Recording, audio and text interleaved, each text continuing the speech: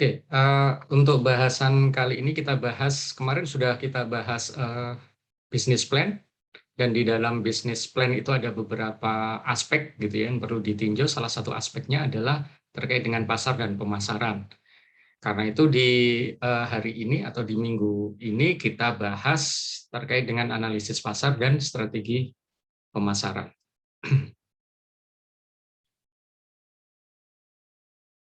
Oke, di bab ini nanti gitu ya kita membahas beberapa bagian gitu ya. Yang pertama adalah analisis pasar, kemudian nanti kita bahas terkait dengan segmentasi, targeting, sama positioning, kemudian kita bahas yang terakhir adalah marketing mix.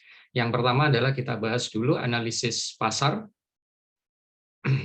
Di analisis pasar di sini adalah bertujuan untuk mengukur daya serap pasar yang masih tersedia dengan menggunakan analisis permintaan, penawaran, dan peluang pasar. Sehingga nanti di bahasan ini yang pertama, analisis pasar, kita akan menganalisis produk, menganalisis permintaan, menganalisis penawaran atau pasokan, kemudian yang terakhir adalah menganalisis peluang pasar. Yang pertama adalah analisis produk. Nah, di analisis produk tentunya kita tahu kan identitas produk kita sendiri, gitu ya, dan juga harus tahu identitas produk dari pesaing. Gitu ya. Identitas di sini ya mulai nama, brand, spesifikasi, gitu ya, karakteristiknya dari produk tersebut kita harus paham, baik produk kita sendiri maupun produk dari pesaing.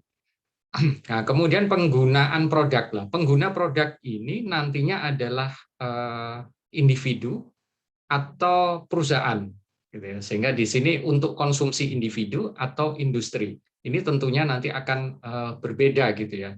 Dari sisi jumlah saja biasanya berbeda.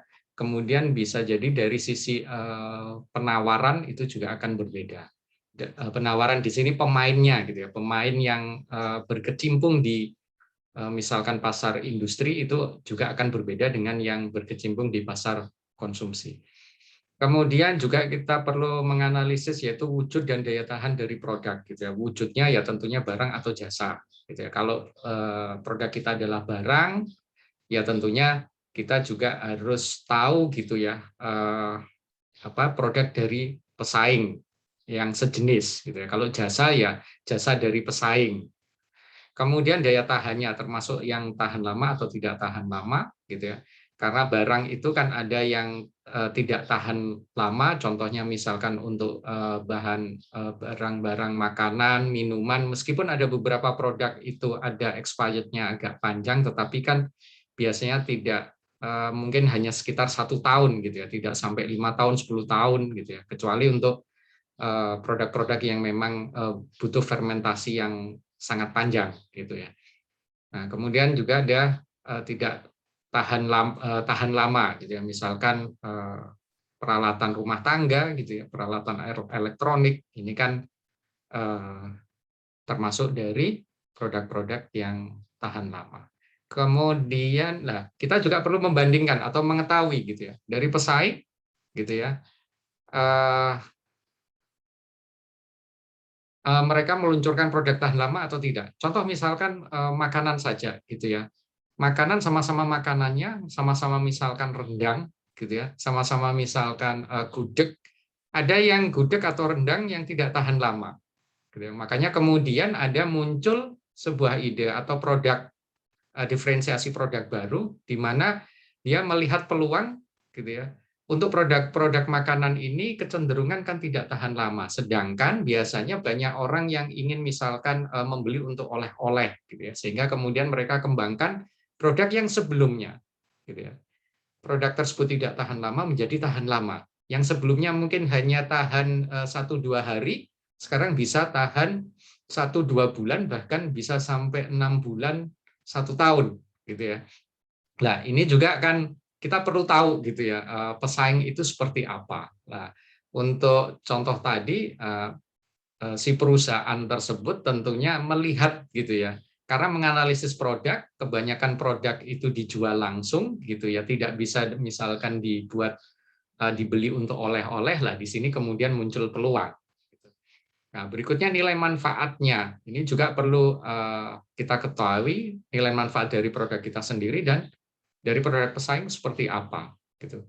Lebih besar mana? Gitu ya, manfaat yang diberikan, apakah produk kita, apakah produk pesaing.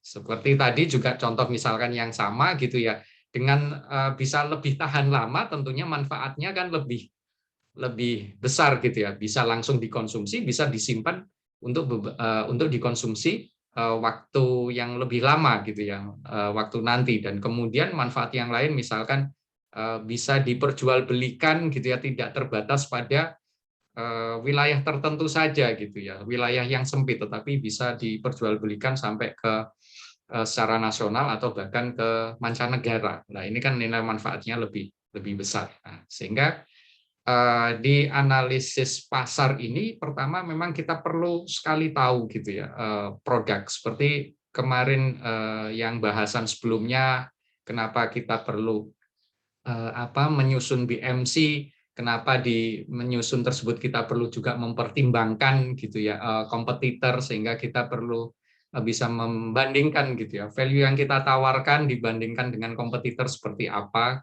Nah, ini perlu gitu ya, sehingga di kajian berikutnya di bisnis plan ini tetap perlu ada gitu ya, dimunculkan nanti di rencana bisnis itu kajian terkait dengan analisis produk. Kemudian analisis permintaan gitu ya. Kemarin di yang di MC gitu ya, kita juga sudah belajar gitu ya, menganalisis permintaan mulai dari segmentasi yang bertahap gitu ya. Misalkan populasi di Indonesia berapa, terus kemudian nanti kalau hanya menyasar segmen tertentu itu berapa persen dari total populasi, dan seterusnya gitu ya. Nanti kan ada semacam filtering bertahap. Nah, ini perlu juga kita ketahui, di sini kita perlu bahas lebih detail lagi, dan kita perlu bahas juga ada beberapa gitu ya pendekatan yang perlu kita ketahui selain pendekatan yang sudah saya sampaikan di bahasan BMC. Kalau di BMC cukup sederhana gitu ya. Di sini kita perlu mengetahui bahasan yang lebih luas. Yang pertama tentunya di analisis permintaan kita perlu mengetahui permintaan efektif dan permintaan potensial. Nah, permintaan efektif itu apa? Kita bisa hitung gitu ya, permintaan efektif gitu ya, seperti persamaan ini. Di sini JP jumlah penduduk dikalikan IP income per kapita, kemudian dikalikan X1, X2, X3 dan seterusnya. Ini adalah maksudnya urutan mata rantai seperti tadi yang saya ilustrasikan di awal gitu ya. Ya kalau misalkan segmen tertentu gitu ya, misalkan segmen pelajar lah. Pelajar itu berapa persen dari populasi gitu ya. Kalau segmen rumah tangga berapa persen dari populasi lah. X1 ini contohnya seperti itu, persen dari segmen tersebut gitu ya. Nah, kalau kemudian dilanjutkan lagi segmennya selain demografi dibagi lagi gitu ya ke psikografi, ke yang segmen-segmen lain lah. Ini tentunya kan kita perlu mengetahui gitu ya persentase-persentase berikutnya lah. Ini maksudnya dari urutan mata rantai. Nah, sehingga untuk mengetahui data-data ini tentunya kita perlu juga data-data pendukung gitu ya. Selain data sekunder, sekunder itu misalkan yang ada di BPS, kemudian misalkan yang dikeluarkan kementerian terkait, asosiasi-asosiasi terkait gitu ya. Misalkan kalau sepeda motor itu kan ada asosiasinya, AIC, Asosiasi Industri Sepeda Motor Indonesia gitu ya. Kemudian kalau mobil itu Gaikindo gitu ya, Gabungan Industri Kendaraan Bermotor gitu. Dan seterusnya. Nah, itu biasanya mereka juga memiliki gitu ya data-data permintaan atau penjualan terhadap produk tersebut gitu ya, yang produk bersangkutan gitu ya, yang dikelola oleh asosiasi tersebut, atau bisa menggunakan ataupun data di kelurahan gitu ya, ataupun bisa menggunakan data primer, yaitu ya survei langsung gitu ya, kita hitung langsung gitu. Nah, contohnya adalah nih, misalkan gitu ya, kita ingin membuka minimarket baru gitu ya. di suatu wilayah, karena di wilayah tersebut belum ada minimarket, adanya misalkan ya toko kelontong yang tersebar di beberapa titik. Nah, misalkan di daerah tersebut, anggap saja misalkan satu kecamatan gitu ya, nah, misalkan satu desa gitu ya, satu desa ada 1.000 kakak.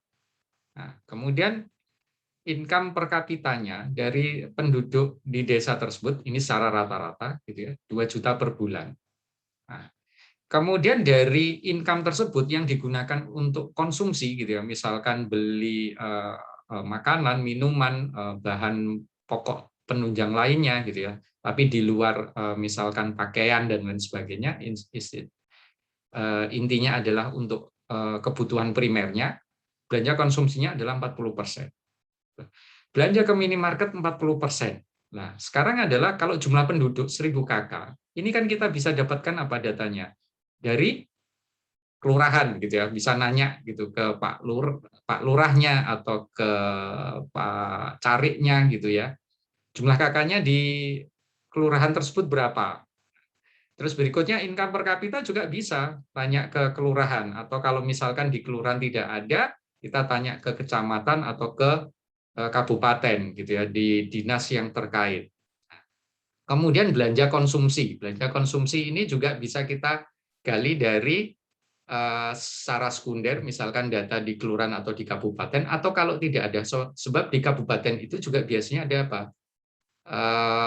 Istilahnya cabang dari Badan Pusat Statistik gitu ya. Nah, kita bisa nanya ke sana gitu. Mereka biasanya secara reguler itu melakukan survei gitu ya, terkait dengan misalkan tingkat konsumsi di suatu daerah itu berapa persen lah, kita bisa tanya ke sana. Kalau tidak ada, berarti kita bisa survei gitu ya. Kita lakukan survei, misalkan dari 1.000 kakak ini kita ambil misal 20-30 kakak gitu ya. Kita survei, kita tanya gitu ya. Misalkan konsumsi dari 1 bulan gitu ya, rata-rata berapa juta, terus penghasilannya berapa juta. Nah, di sana kan kita bisa hitung berarti persentase sekian secara rata-rata dari 20-30 kakak yang kita survei. Begitupun juga yang keempat ini, belanja ke minimarket. Nah, kalau tidak ada data sekunder, tentunya kita bisa kemudian melakukan survei juga gitu ya.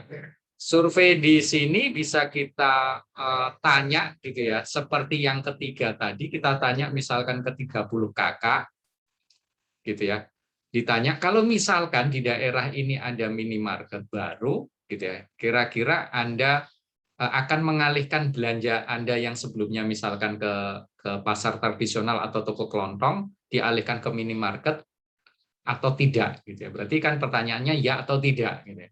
Misalkan dari 30 itu yang menjawab iya, misalkan berapa? 12 gitu ya. Berarti kan itu sekitar 40% gitu kan ya, sekitar 40%. Sehingga dari sini kita bisa ambil kesimpulan berarti sekitar 40% mereka akan beralih ke minimarket jika ada minimarket baru dibuka di kelurahan tersebut. Sehingga gitu ya, untuk permintaan efektifnya kita bisa hitung 1.000 dikalikan 2 juta dikalikan 40% yaitu belanja konsumsi dikalikan belanja ke minimarket, peluangnya adalah 40%, sehingga ada permintaan efektifnya adalah 320 juta per bulan gitu ya, dalam bentuk rupiah gitu. Berarti ada potensi di sini pada saat nanti kita membuka minimarket ada peluang, ini baru peluang gitu ya, potensi gitu ya, potensi permintaan sekian per bulan. Nah, ini perlu kita lakukan untuk mengukur gitu ya, ada potensi permintaan tidak gitu ya, ada permintaan atau tidak di sana nantinya gitu. Sebab kalau tidak ada atau misalkan kecil sekali gitu ya, ya mungkin tidak layak bagi bisnis kita. Nah, berikutnya selain efektif, permintaan potensial. Kalau efektif itu perkiraannya lebih ke arah jangka pendek gitu ya. Sekarang atau ke depannya itu pendek karena kita kan akan membuka gitu ya. Berarti membuka itu kan berarti kalau layak langsung kemudian berjalan. Nah, kemudian ada juga permintaan potensial. Ini lebih ke arah jangka yang lebih panjang lagi. Nah, biasanya menggunakan metode ramalan, baik kualitatif ataupun kuantitatif. Kualitatif ini biasanya dilakukan kalau kita tidak memiliki data masa lalu. Contoh misalkan tadi minimarket baru akan buka, gitu ya, baru akan buka. Kira-kira berapa, gitu ya? Misalkan kalau peramalan nanti permintaannya sampai 5 tahun ke depan, nah kan belum ada datanya, gitu ya. Ini saja yang untuk permintaan efektif ini kan baru untuk paling tidak jangka waktu dekat saja, gitu ya. Terus kemudian bulan-bulan berikutnya kira-kira berapa, naik atau turun, dan kan kalau naiknya berapa persen. Nah, ini kan tidak ada data pendukungnya.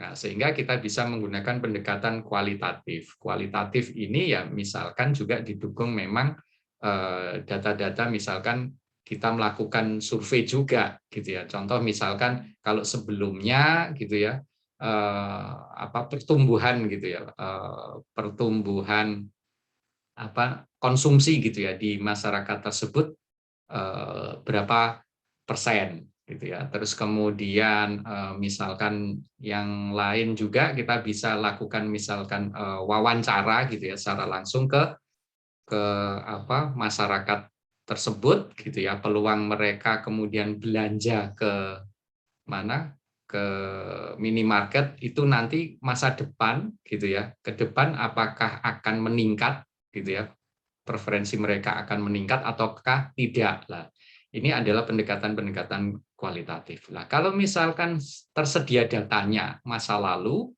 nah ini adalah kita bisa ramalkan kuantitatif, gitu ya. Berarti kita bisa dengan data masa lalu, misalkan kita punya data nih penjualan minimarket, gitu ya. Ini misal kita minimarketnya adalah lebih ke arah kalau misal memperbesar, gitu ya, memperbesar misalkan kapasitas minimarket. Nah, itu kan sudah ada data masa lalu, misalkan 2 tahun belakangan ini salesnya seperti apa, sehingga kita bisa ramalkan, gitu kan. Kalau meningkat, rata-rata meningkat 10%, berarti kita bisa asumsikan apa? Tahun-tahun berikutnya juga akan meningkat 10%, gitu. Nah, kalau misalkan tahun sebelumnya itu naik turun, gitu ya, misalkan musiman, gitu ya, hanya musim-musim tertentu naik, musim berikutnya menurun. Nah, kita juga bisa asumsikan nanti pola tersebut untuk tahun-tahun ke depan juga mengikuti seperti itu, musiman. Nah, itu adalah pendekatan yang kuantitatif. Nah, kemudian data-data pendukung ya sama seperti yang permintaan efektif, kita bisa dapatkan data dari misalkan BPS, gitu ya, Badan Pusat Statistik, mungkin dinas-dinas terkait dengan perindustrian dan perdagangan. Kalau kita memproduksi, gitu ya, atau manufaktur suatu produk, ya kita bisa mengacu atau mencari data di dinas perindustrian. Tapi kalau kita lebih fokus ke arah perdagangan, kita bisa ke cari data ke dinas perdagangan ataupun asosiasi-asosiasi terkait. Nah, paling tidak coba kita gali data 5 tahun masa lalu, gitu ya, sehingga kita juga bisa ramalkan lebih dari 1 tahun ke depan itu seperti apa untuk mengetahui, gitu ya, permintaan potensialnya. Nah, faktor lain yang penting yang perlu kita pertimbangkan ya tentunya segmen pasar, gitu ya. Kita permintaan ke depan itu, contoh misalkan saat ini kita bermain hanya di segmen tertentu. Contoh misalkan tadi minimarket hanya di kelurahan A, gitu ya. Nah, terus ke depan ini nantinya akan juga, gitu ya, memperluas, gitu, penjualannya atau pasarnya ke kelurahan lain atau tidak. Nah, ini juga akan mempengaruhi apa? Ramalan permintaan potensial ke depan. Kemudian berikutnya ya prospek pasar, gitu ya. Ini lebih ke arah biasanya ekonomi makro. Misalkan laju inflasi bagaimana, daya beli masyarakat ke depan itu bagaimana, gitu ya. Terus kemudian pesaing itu kira-kira semakin banyak atau tidak, gitu ya. Nah, ini adalah prospek pasar. Nah, ini termasuk ini ya, kompetitor. Kompetitor ke depan seperti apa, ini juga perlu dipertimbangkan. Kalau semakin banyak kemungkinannya, gitu ya, semakin banyak nanti kompetitor-kompetitor baru bermunculan, ya kemudian kita juga harus istilahnya sadar diri, gitu ya, untuk meramalkan permintaan potensialnya gitu. Jangan terlalu overestimate. Tetapi kalau kemudian peluang adanya pemain baru itu kecil sekali karena misalkan produknya ini sangat kandungan teknologinya sangat tinggi gitu ya, sehingga tidak semua orang bisa meniru dan mau berisiko gitu ya untuk membuka usaha di sana, ya kemungkinan bisa gitu ya diprediksi permintaan itu meningkat secara signifikan. Terus faktor yang lain gitu ya terkait dengan harga. Harga ini tentunya juga melihat harga dari kompetitor gitu ya. Skema diskon dan promosi.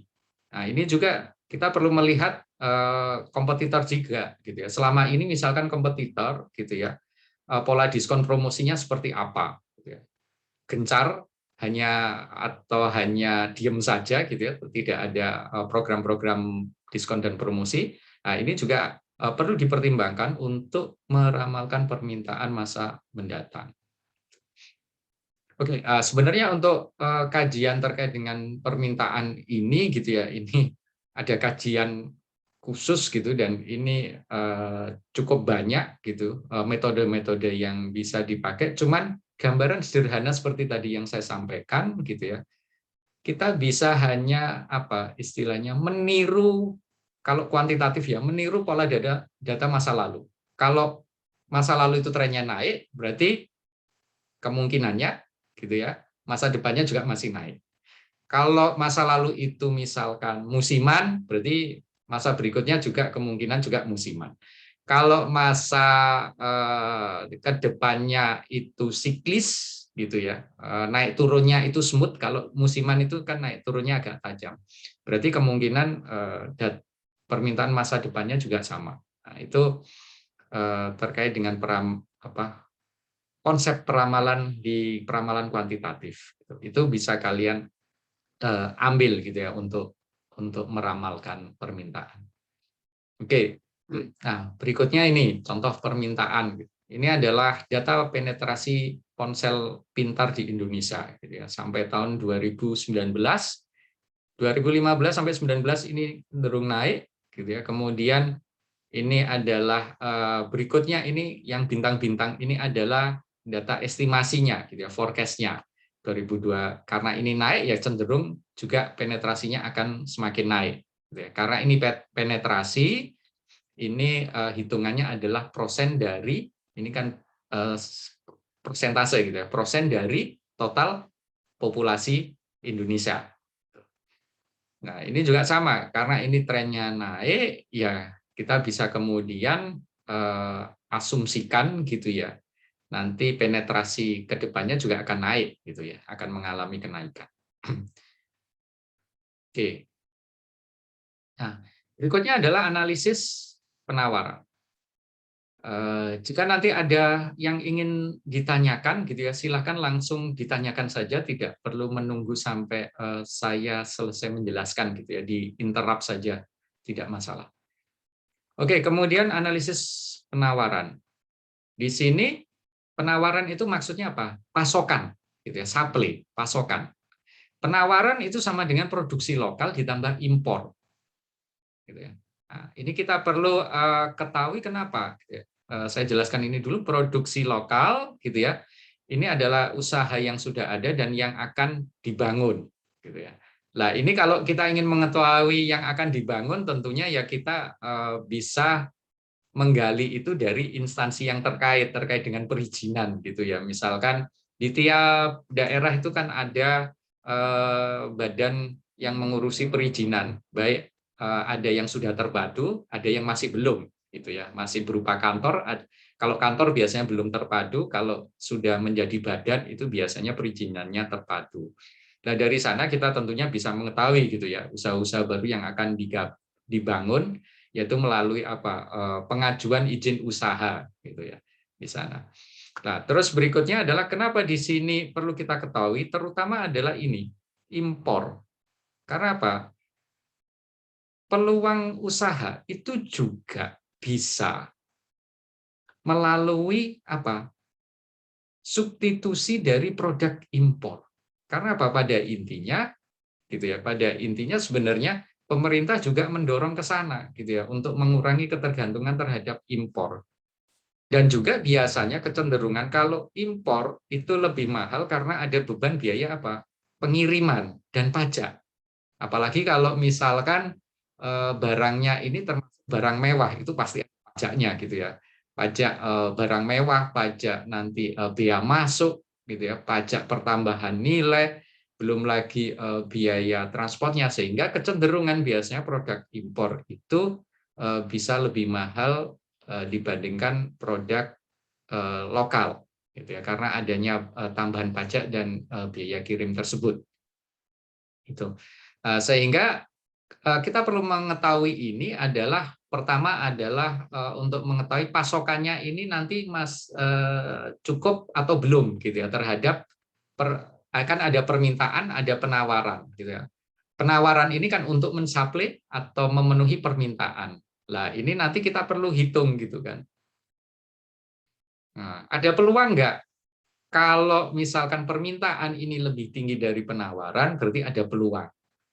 Kalau lebih kecil tidak ada peluang, kalau sama seimbang. Tetapi selain itu perlu juga kita ketahui, meskipun gitu ya, eh, apa permintaan ini lebih kecil daripada penawaran. Kalau misalkan gitu ya, di penawaran itu jumlah impornya ini besar, sebenarnya masih ada peluang, gitu ya, masih ada peluang. Tidak melulu seperti ini, gitu ya. Sehingga kita perlu breakdown lagi, gitu ya. Tidak selalu kalau misalkan demand ini lebih kecil dari supply, maka tidak ada peluang.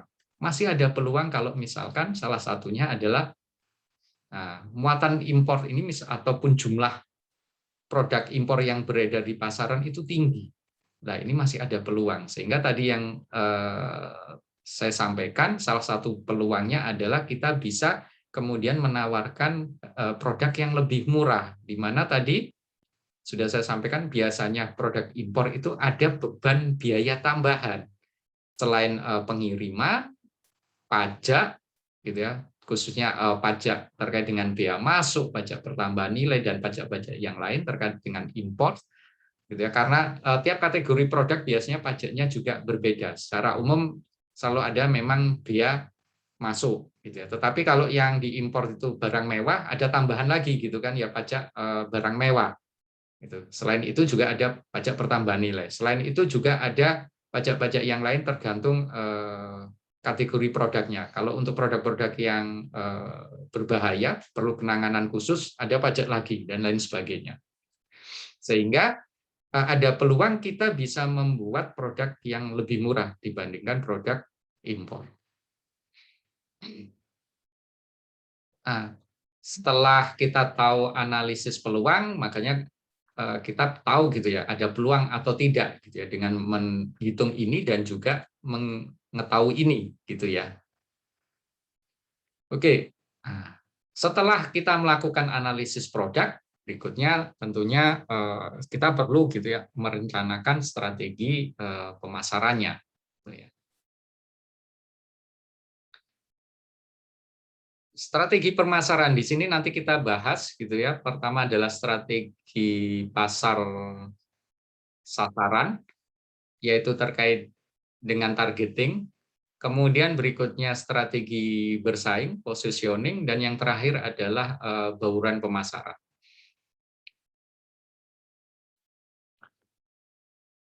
Oke. Sebelum kita bahas targeting, kita perlu mengetahui istilah segmentasi. Gitu. Segmentasi itu apa?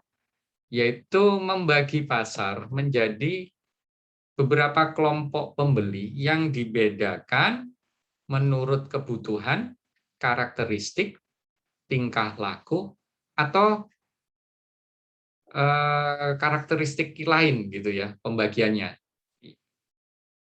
terhadap konsumen yang membutuhkan produk yang berbeda-beda.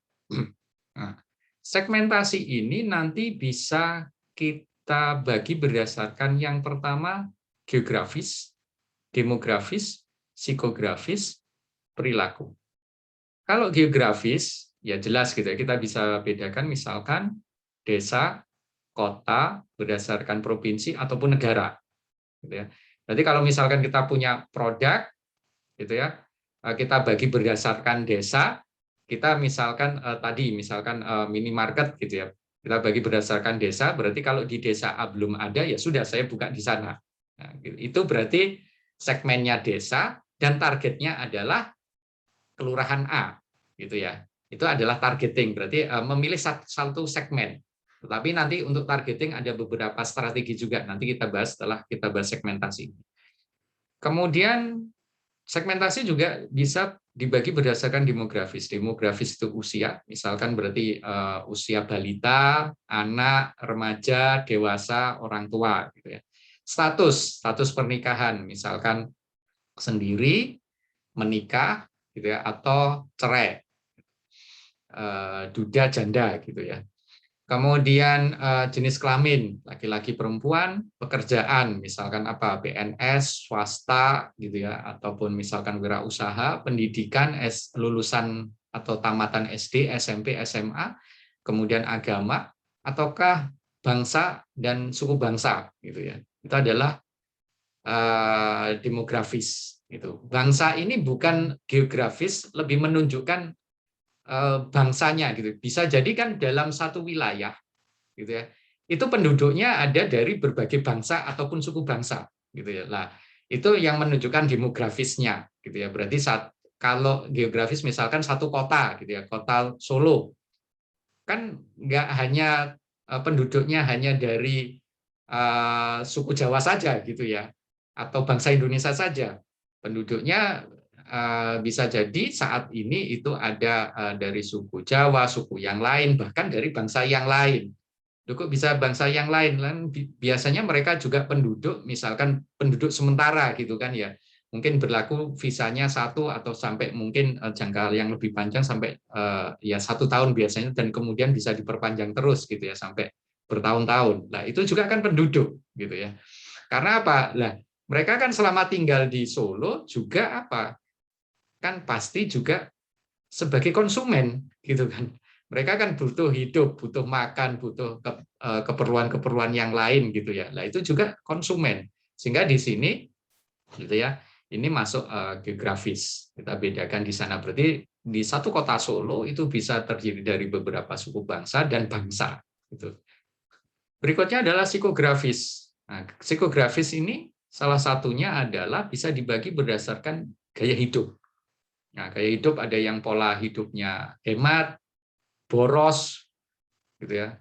Terus ada pola hidup yang sehat, tidak sehat, gitu ya. Misalkan suka junk food itu kan pola hidup tidak sehat. Ada yang sehat, gitu.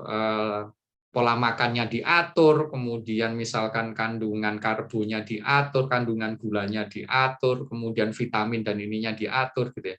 Nah, itu kan gaya hidup sehat. Ada yang gaya hidup bebas, ada gaya hidup yang lebih tidak bebas, maksudnya lebih memenuhi misalkan tata aturan ataupun budaya gitu ya, ataupun agama. Nah ini kan terkait dengan gaya hidup. Gitu ya. Pembagian berikutnya berdasarkan kepribadian. Misalkan ada yang kepribadian introvert, extrovert, atau ada pembagian yang lain. Misalkan kepribadian ada yang membagi misalkan sanguin, gitu ya. Terus kemudian ada yang tipe populer dan lain sebagainya, gitu ya. Nah ini adalah pembagian berdasarkan segmen berdasarkan kepribadian, gitu ya. Kemudian ada yang berdasarkan keyakinan atau nilai yang dianut, gitu ya. Misalkan ada yang makanya ada segmentasi misal pasar syariah gitu ya, ataupun pasar umum. Nah, ini kan berdasarkan keyakinan ataupun berdasarkan minat. Minat ini contohnya hobi gitu ya. Hobinya apa? Nah, berdasarkan segmen ini gitu ya. Misalkan secara demografis usianya untuk anak muda, tetapi secara psikografis hobinya apa? Yang satu kan bisa dibagi-bagi, misalkan terkait dengan olahraga ada yang hobinya bulu tangkis, ada yang mungkin tenis, ada yang lain gitu ya, meskipun sama-sama olahraga. Nah, ini adalah segmentasi berdasarkan minat gitu. Yang terakhir adalah berdasarkan perilaku. Kalau perilaku ini bisa kita segmenkan berdasarkan kesempatan gitu ya, occasion, yaitu misalkan terkait dengan momen. Kalau occasion ini suatu kesempatan yang muncul gitu ya akibat peristiwa tertentu gitu ya, misalkan ulang tahun.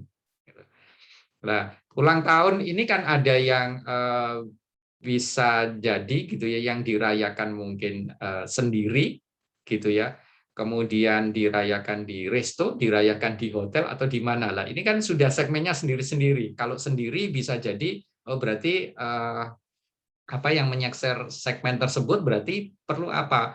Yang IO gitu ya, yang IO yang bisa panggilan gitu kan ya, dipanggil untuk menyiapkan segala kebutuhan ulang tahun di rumah.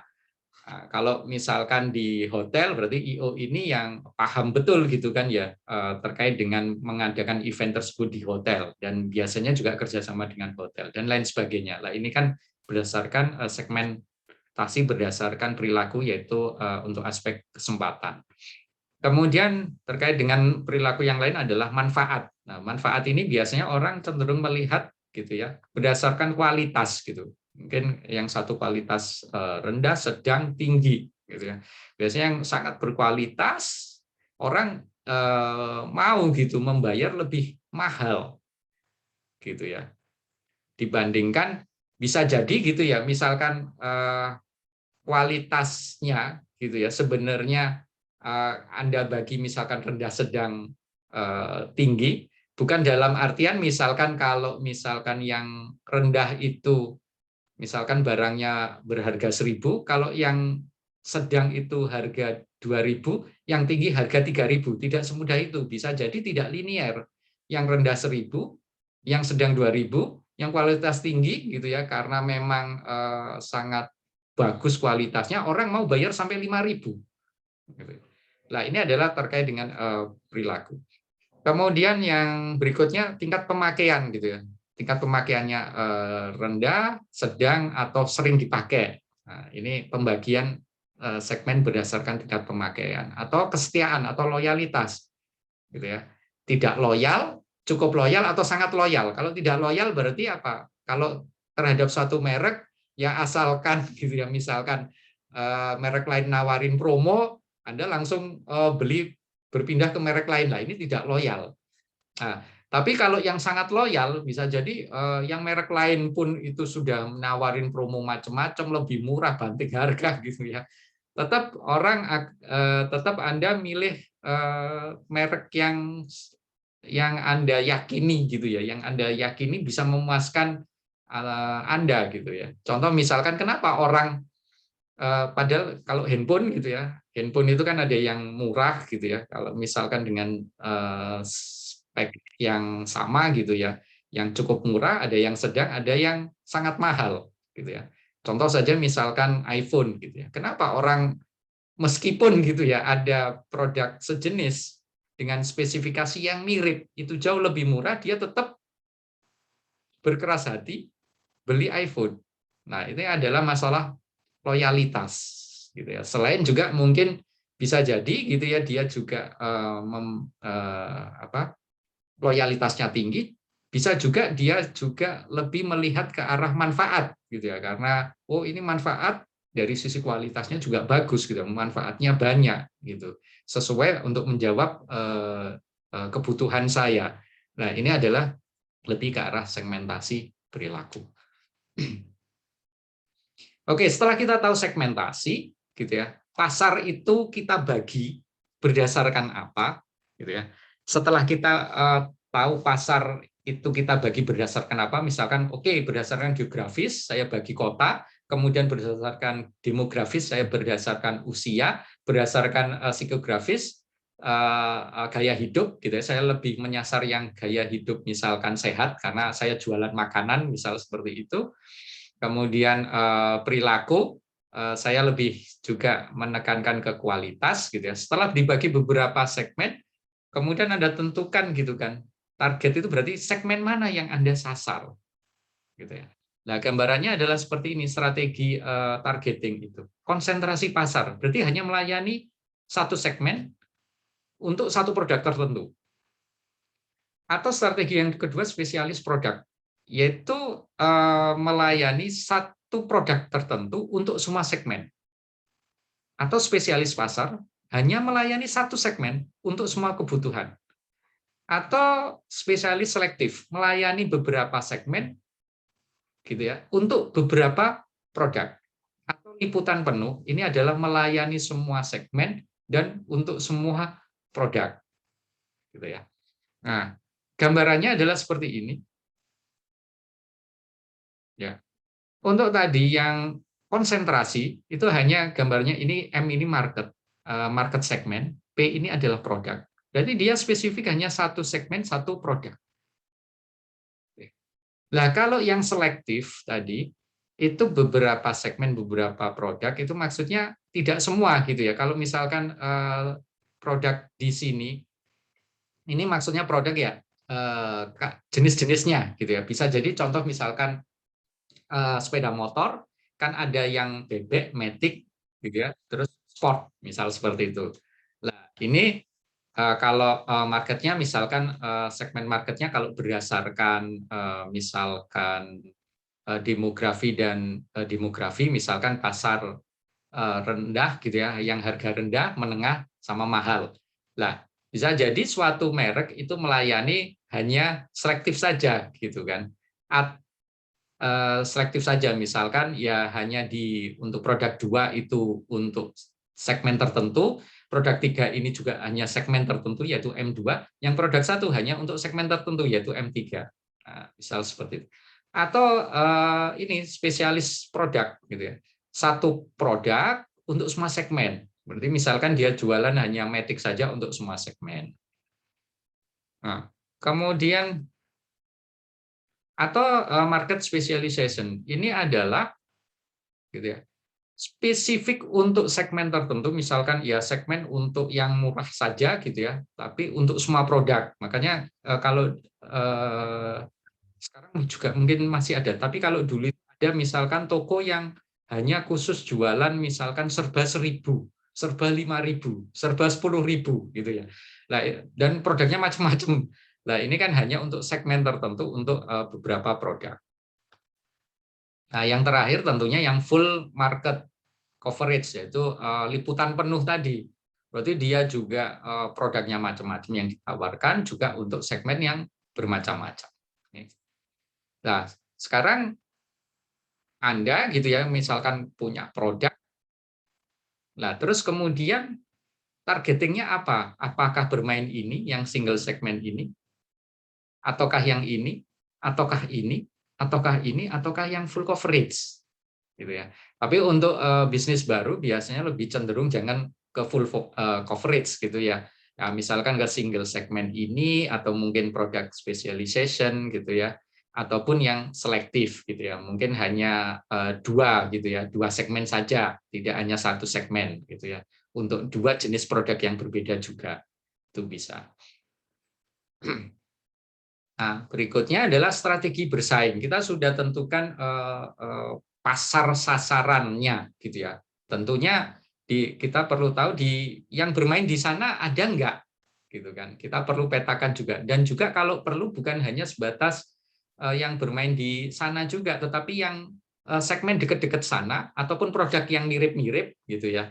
Kita perlu juga tahu sehingga kita bisa memetakan, gitu ya, posisi kita terhadap pesaing yang lain itu seperti apa. Soalnya kalau terlalu dekat, gitu ya, itu berarti kita bisa berdarah-darah gitu ya untuk bersaing dengan kompetitor, gitu ya. Kalau terlalu dekat, sedangkan tantangannya adalah kompetitor sudah jalan, gitu. Nah, sehingga kita perlu juga supaya sukses. Kalau awalnya itu terlalu dekat, bisa nggak kemudian coba didiversifikasi, dibedakan gitu kan?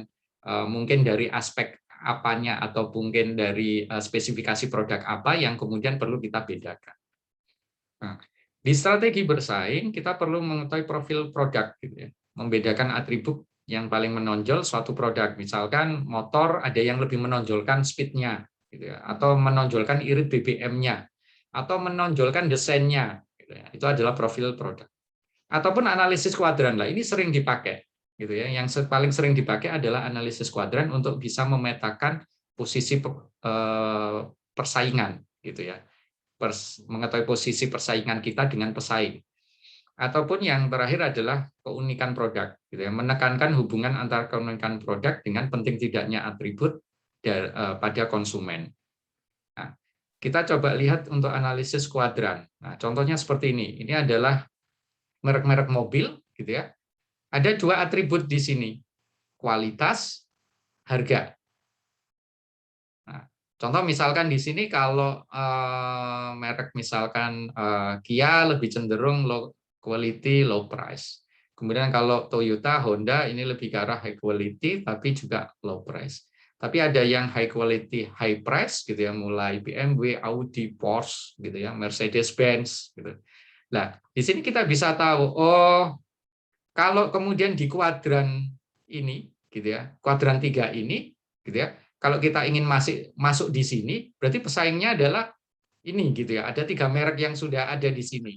Nah, sebisa mungkin kita jangan dekat-dekat di sini. Contoh misalkan, oh agak geser di sini, berarti kualitasnya lebih tinggi, tetapi juga masih harganya cukup terjangkau, gitu. Atau bahkan di sini, gitu kan ya. Memang oke, kualitasnya cukup bagus gitu ya, misalkan sama dengan Ford dan Toyota, tetapi kita tawarkan harga lebih murah. Nah, ini adalah untuk mengetahui posisi bersaing. Kalau kita kemudian contoh misalkan Toyota di titik sini gitu ya, kita masuk juga di titik sini kan ini berdarah-darah gitu ya. Kita pemain baru harus bertarung dengan pemain yang sudah lama. Begitupun juga ini berlaku untuk produk lain. Kita sebisa mungkin kita juga petakan. Lah atribut ini tidak melulu harga dan kualitas gitu ya. Kita bisa pilih gitu ya. 2 atribut terpenting gitu ya. Yang menjadi keunggulan bersaing kita apa? Ya coba kita petakan di sumbu X dan Y ini, kemudian kita petakan pesaing kita di peta ini gitu ya. Nanti mereka masuk kuadran mana dan kita ingin produk kita awalnya di kuadran mana gitu ya, dan posisinya berdekatan dengan pesaing atau tidak. Bahkan yang lebih bagus memang kalau misalkan gitu ya, salah satu kuadran belum ada pemainnya sama sekali. Wah, ini peluangnya sangat besar sekali kalau misalkan satu kuadran belum ada pemainnya sama sekali. Nah, ini adalah analisis kuadran. Kemudian kita juga bisa menggunakan analisis keunikan produk gitu ya. Ini sumbu Y-nya adalah penting tidaknya tingkat kepentingan gitu ya, atribut bagi konsumen, yang di sini adalah macam-macam produk. Bukan macam-macam, tingkat keunikan produk gitu ya. Semakin ke kanan semakin tinggi tingkat keunikannya gitu ya. Kalau di sisi Y ini semakin ke atas berarti semakin penting atribut tersebut bagi konsumen. Nah, contoh misalkan di sini bahan bakar. Nah, ini sebenarnya secara keunikan produk tidak ya, rendah, gitu, tetapi penting bagi konsumen, gitu ya. Berarti kalau seperti ini, berarti sebisa mungkin apa produk kita ya, gitu ya. Kan kalau keunikan rendah kan berarti upaya, gitu ya, upaya untuk mencapai ke sana biasanya lebih rendah, gitu ya. Terkait dengan keunikan biasanya seperti itu. Nah, terus kemudian yang tidak penting keandalan, berarti ya tidak dipentingkan pada saat kita mendesain gitu ya, mendesain produk. Terus kemudian di sini oh harga ini juga penting bagi konsumen, kemudian tingkat uniknya juga tinggi gitu.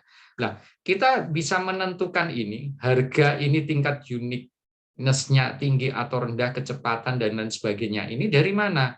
Ya dari survei juga gitu ya. Contoh misalkan kita punya beberapa atribut gitu ya yang kita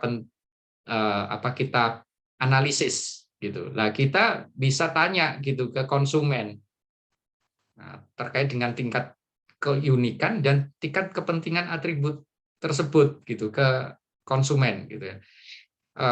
Konsumen nanti bisa kemudian menilai gitu ya. Contoh misalkan harga, oh sekian orang, kita kan bisa main statistik gitu ya.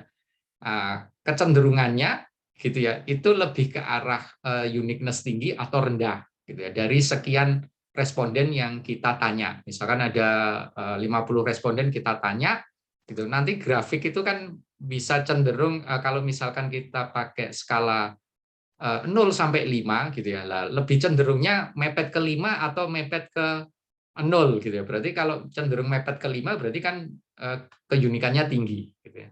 Begitupun juga dengan tingkat kepentingan gitu ya. Kalau misalkan 0 sampai 5 lebih mepet kemana gitu ya. Kalau ke 5 berarti tinggi, kalau lebih mepet ke 0 berarti kan kepentingannya rendah. Nah, sehingga kemudian kita bisa petakan seperti ini. Nah,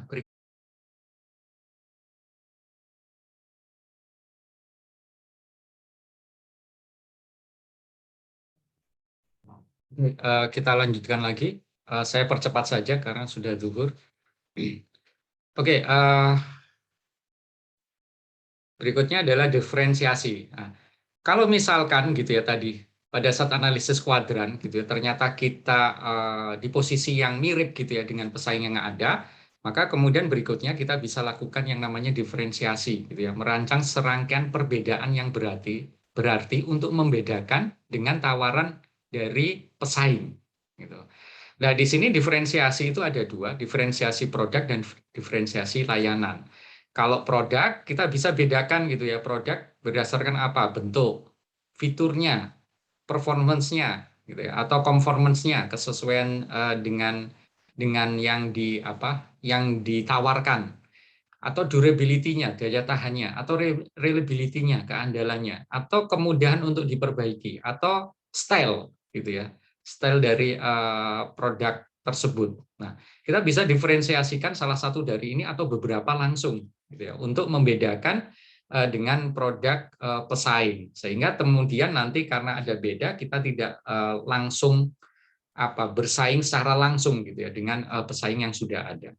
Ataupun diferensiasi terhadap layanan gitu ya, terkait dengan misalkan kemudahan order gitu ya. Kalau pesaing ordernya masih misalkan by phone atau harus datang ke toko gitu ya, kita misalkan menelurkan kemudahan pemesanan gitu ya lewat WhatsApp atau lewat yang lain, ataupun juga kemudahan diferensiasinya masalah delivery gitu ya, plus delivery gitu ya, free delivery, atau kemudian instalasi kalau misalkan terkait dengan misalkan peralatan atau mesin ataupun software gitu ya, terkait dengan kemudian instalasi.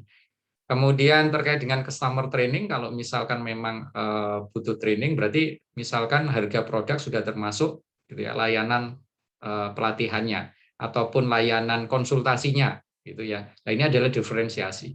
Ataupun mungkin konsultasi juga skema konsultasinya berbeda dengan pesaingnya gitu ya. Kemudian skema trainingnya juga berbeda. Nah, terus berikutnya adalah diferensiasi masalah maintenance dan repair gitu ya. Misalkan kalau yang pesaing itu free repair 1 tahun, misalkan Anda menawarkan free repair 2 tahun. Nah, ini adalah diferensiasi layanan. Ya, kemudian ya macam-macam layanan yang lainnya gitu ya. Yang mungkin kita bisa generate di sini, bukan hanya ke 6 ini gitu ya. Nah, ini tergantung dari produk yang ditawarkan. Nah, yang berikutnya adalah strategi bauran pasarnya gitu ya. Kita sudah tadi identifikasi produk, sudah kemudian melakukan targeting positioning, ya berikutnya adalah strategi bauran pasar gitu ya. Nah, ini strategi apa ya untuk mengemas gitu ya. Strategi untuk memasarkan produk yang kita punya gitu ya. Berarti ini strategi memasarkan dan mengemas gitu ya, mengemas produknya. Nah, kita perlu kemudian di sini ada 4 strategi yang umum biasanya dipakai FOPI, yaitu product, price, place, promotion. Atau ada new FOPI yang lain, yaitu kalau ini lebih fokus biasanya untuk layanan gitu ya, untuk bukan produk berupa barang, yaitu people, program, proses, sama performance. Nah, sekarang tergantung kalau produk Anda adalah lebih ke arah layanan, mungkin lebih pas yang ini gitu ya, people, program, proses, and performance. Kalau berupa barang, lebih cocok yang product, price, place, promotion. Nah, kita ini alurnya gitu ya tadi, setelah segmentasi, targeting, positioning. Lah ini untuk memenangkan gitu ya persaingan di sini, meskipun tadi kan sudah saya sampaikan ya kalau bersaing itu jangan deketan posisinya gitu ya, meskipun berjauhan pun gitu ya, tetap kita perlu membekali senjata ini marketing mix gitu ya, bagaimana mengemas produknya gitu ya, menentukan harganya, mendistribusikannya, mempromosikannya, itu perlu kita lakukan gitu ya. Nah, kalau produk ya biasanya terkait dengan kita tonjolkan gitu kan ya, kualitas. Ada di sini pembagian kualitas, ada yang dasar, paling dasar diharapkan, melebihi harapan, sama potensial. Nah, biasanya produk-produk yang bisa dijual dengan harga tinggi itu adalah yang melebihi harapan sama potensial.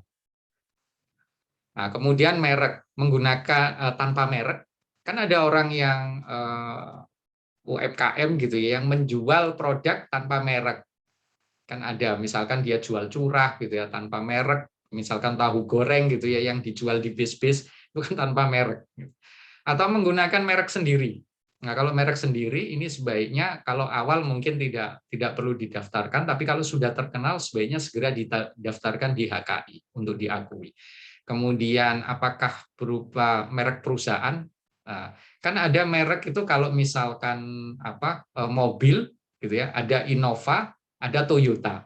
Nah, kenapa dia menggunakan merek sendiri yaitu merek Innova gitu ya, tetapi juga tetap mengikutkan merek perusahaan yaitu logo Toyotanya tetap ada gitu ya. Berarti kalau mobil Toyota itu misalkan Innova itu mereka menggunakan ini gitu ya, merek sendiri dan merek perusahaan. Ataupun lini produk gitu ya. Misalkan kalau sepeda motor kan ada lini produk bebek, matic sama sport misalnya. Atau merek khusus gitu ya. Merek khusus ini contoh misalkan perusahaannya Toyota, tetapi dia menelurkan merek khusus untuk yang kelas mewah gitu ya, yaitu Lexus. Nah, ini adalah merek khusus.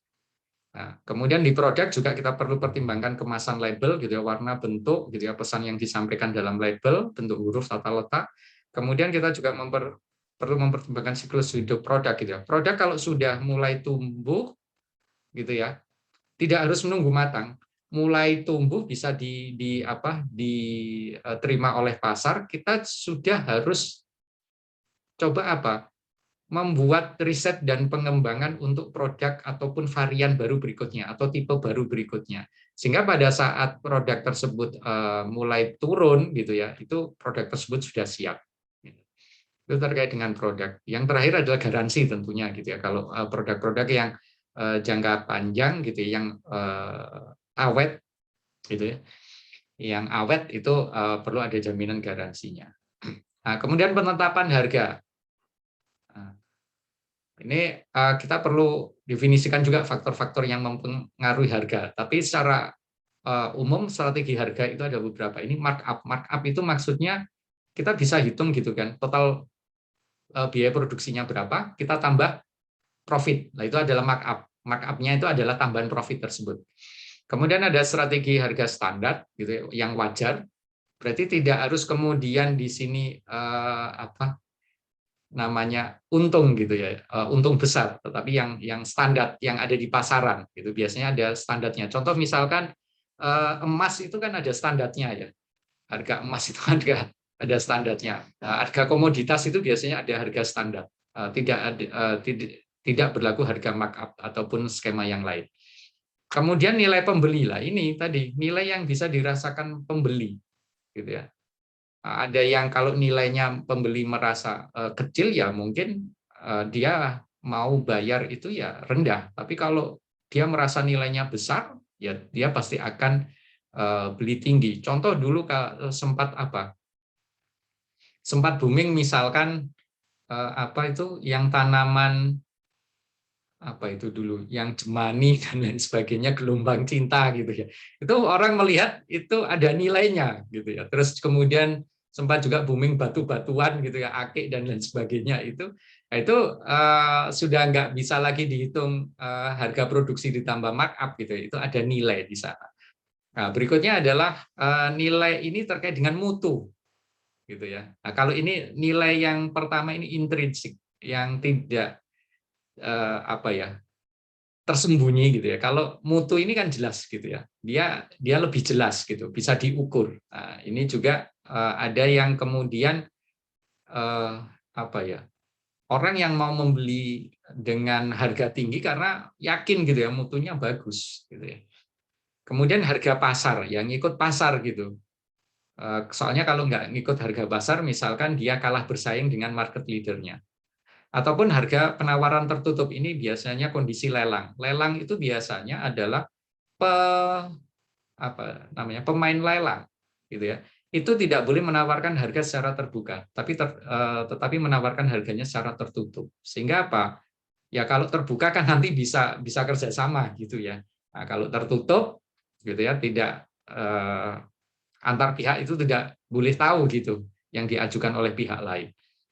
Nah, kemudian harga akhir ya, setelah penentuan ini misalkan suatu saat bisa kita kasih harga promo gitu ya, karena harga perkenalan, atau harga diskon karena apa? Ingin menghabiskan stok gitu ya. Atau diskriminasi harga jual bergantung pada segmen gitu ya. Berdasarkan segmen atau berdasarkan waktu gitu ya. Contoh misalkan ya kalau weekday gitu ya, itu lebih murah dibandingkan weekend gitu ya. Itu adalah diskriminasi harga. Setelah harga tentunya ya sistem pembayarannya bagaimana gitu kan ya, berdasarkan kalau pesanan mungkin kan biasanya DP dulu, nanti pelunasan setelah barang diterima, ataukah tunai ataukah kredit gitu ya, bisa dicicil atau menggunakan kartu kredit, ataukah termin misalkan berlaku pada proyek gitu ya. Misalkan biasanya proyek-proyek itu kan kalau kita menggandeng kontraktornya, kontraktor itu dibayar secara termin gitu kan, berdasarkan progres proyeknya, ataupun konsinyasi, titipan, berarti setelah laku terjual baru terbayar. Itu sistem pembayaran. Berikutnya adalah masalah place, yaitu distribusinya. Dijual langsung, makanya sekarang banyak juga kan produsen karena sudah sekarang digitalisasi, mereka langsung menjual gitu ya, dari produsen langsung ke konsumen. Ataukah melalui satu tingkat berarti ada perantaranya, tapi hanya satu pihak, atau dua tingkat berarti di sini perantaranya dua pihak, dua jenjang gitu, atau tiga tingkat berarti perantaranya ada tiga pihak gitu berjenjang. Nah, tergantung meskipun sekarang sudah digitalisasi, tetap saja gitu ya, ada beberapa produk yang tidak bisa dijual secara langsung. Contoh misalkan sepeda motor, mobil, itu tetap butuh satu atau dua tingkat gitu kan. Tapi begitupun juga consumer good, misalkan snack gitu ya, minuman biasanya juga satu bahkan sampai tiga tingkat gitu ya. Meskipun contoh misalkan kalian jual makanan ringan gitu ya secara online, tetapi produknya ini dari misalkan dari pabrik yang sudah produsen yang sudah bermerek, itu kan Anda ngambil dari mungkin distributornya gitu, atau bahkan ngambil dari reseller gitu ya, toko. Nah, ini kan sudah bukan penjualan langsung lagi. Kalau langsung itu konsepnya adalah dari produsen langsung ke konsumen akhir. Nah, untuk UMKM kenapa kemudian didorong digitalisasi? Itu karena dimungkinkan untuk memangkas biaya distribusi tersebut. Karena biasanya apa istilahnya, pertama adalah memang mungkin kapasitas produksinya belum besar gitu ya. Terus kemudian juga lebih murah, tidak harus kemudian menggunakan pihak lain untuk mendistribusikan produk gitu ya, sehingga mereka bisa bersaing secara harga. Yang terakhir adalah promosi gitu ya, lewat iklan atau penjualan secara personal langsung. Kalau dulu itu biasanya ada yang orang jualan keliling gitu ya, sampai sekarang pun masih ada gitu ya, tapi bukan gedok-gedok gitu ya, tetapi langsung gitu keliling menggunakan sepeda motor atau yang lain, itu adalah penjualan personal. Ataupun menggunakan promosi penjualan, publisitas gitu ya, menggunakan public relation. Nah, ini adalah skema promosi. Public relation itu biasanya bukan jualan, tetapi sekedar mengenalkan produk. Gitu ya. Makanya salah satu PR ini produk itu biasanya iklan layanan masyarakat gitu ya lah. Itu adalah salah satu bentuk PR. Kemudian ada media offline ya, misalkan cetak, radio, TV gitu ya, dan lain sebagainya, ataupun online, web, email, Facebook, sosial media lainnya. Nah, itu adalah bisa menjadi skema ataupun media promosi. Nah, kemudian ini, sehingga kemudian yang terakhir kita perlu mengemas saja.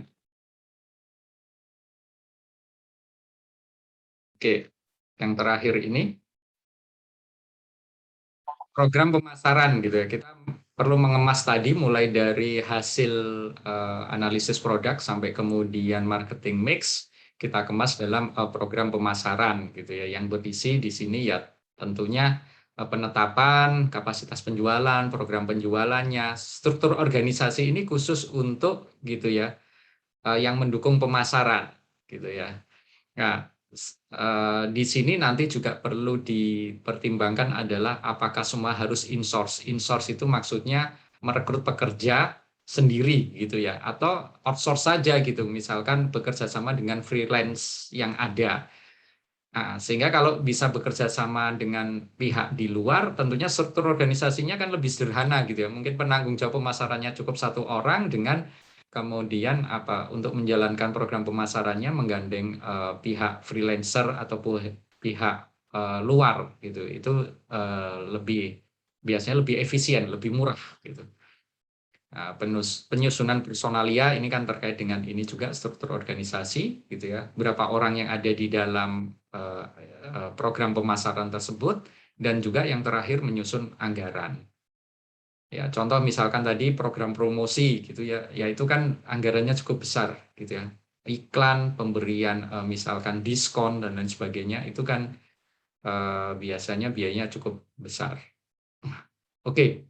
Nah, ini program pemasaran ini tentunya perlu kalian tuliskan gitu ya secara lengkap berdasarkan tadi analisis produk sampai ke marketing mix di dalam business plan yang nantinya Anda akan buat. Oke. Oke, itu saja yang bisa saya sampaikan dalam kuliah hari ini terkait dengan analisis pasar dan strategi pemasaran. Silakan jika ada pertanyaan.